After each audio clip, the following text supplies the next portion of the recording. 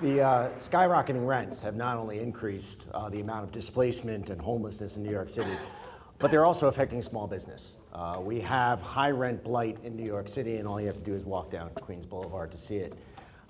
There are two bills. One is in front of the City Council called the Small Business Job Survival Act, and Danny O'Donnell just introduced a piece of legislation that does a similar thing in the State Assembly, which would, number one, guarantee a 10-year lease renewal to all small businesses in good standing. Number two, if the landlord and tenant cannot come to an agreement, they go to an arbitrator, legally binding arbitration. And three, there are no pass-alongs. The rent is the rent.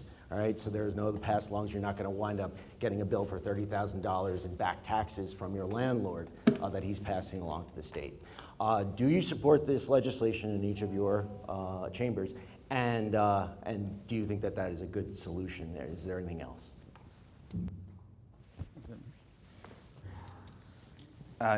Before I answer that, I just want to piggyback on what the Assemblywoman said. I agree about the community advisory boards legislation. The problem, of course, is that the city and the Department of Homeless Services calls many of these shelters temporary shelters, and that's the problem. Permanent shelters do have community advisory boards, but if they deem it to be temporary, then all of the rules that normally apply to a homeless shelter don't suddenly apply. And that's what our bill requires. And the Assemblywoman is correcting that, but that's a terrific piece of legislation. Yes, I support the Small Business Job Survival Act, and I'm a co-sponsor of that legislation. It is something that has been kicking around for a while. 33 years. Frustratingly slow, and Councilmember Gianaris Rodriguez is the co-sponsor, the lead sponsor of that bill, and I would hope that we would be able to get the political will in the City Council with Speaker Johnson leading the way to actually get it done. I want it to happen.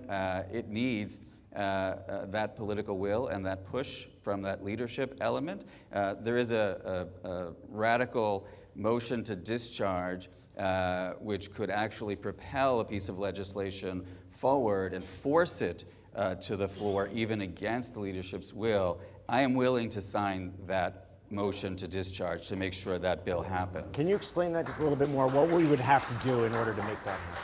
Well, as I think everyone understands, the Speaker of the City Council is a very powerful person who has a lot of sway on what bills actually get voted on, essentially.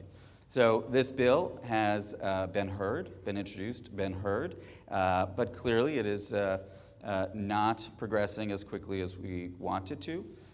It is almost never done. It is the nuclear option, if you will, at the City Council.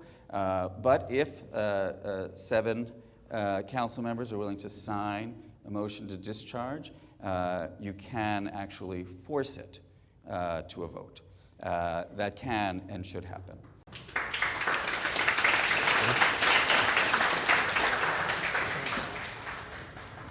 I have not had a chance to see Assemblyman O'Donnell's bill yet. I think that was put in after the session concluded, but I'm happy to look at it, and if assuming it is what I believe it to be, I'm happy to be supportive. I'm aware of the city proposal that's been around for a while. I think you and I have discussed that directly in the past. The small businesses in our community are suffering from the business version of what we call income inequality for regular people, right? So the big players, the big box stores, the big businesses are able to come in and get their own deals, and they can afford to do what they're doing, and too often the mom and pops are getting squeezed and squeezed and squeezed. And it is time that we establish some special protections for them, because they are the lifeblood of a lot of these communities. They're the lifeblood of Sunnyside and Woodside, and so I'm anxious to support any proposal that would move us in that direction. I would want to read it first. I haven't seen it, and I don't know, I wouldn't be prepared to say at this moment.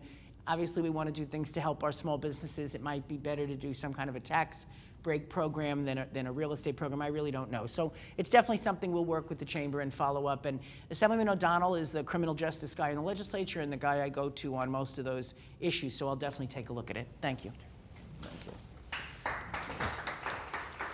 The next topic is the MTA. What's wrong with the MTA, and what are you going to do about it? Oh, I get to go first? Okay. Oh, Is it, didn't you just start the last one? I think it was an addendum to the first Oh, question. okay. I do want to add one other thing on the Small Business Job Survival Act, which is I assume that most of the people here are members of this district, but if you look at the list of city council members and you see a city council member who is not a co-sponsor of the Small Business Job Survival Act, you should call and write them and ask them why they aren't supporting small businesses in the city of New York.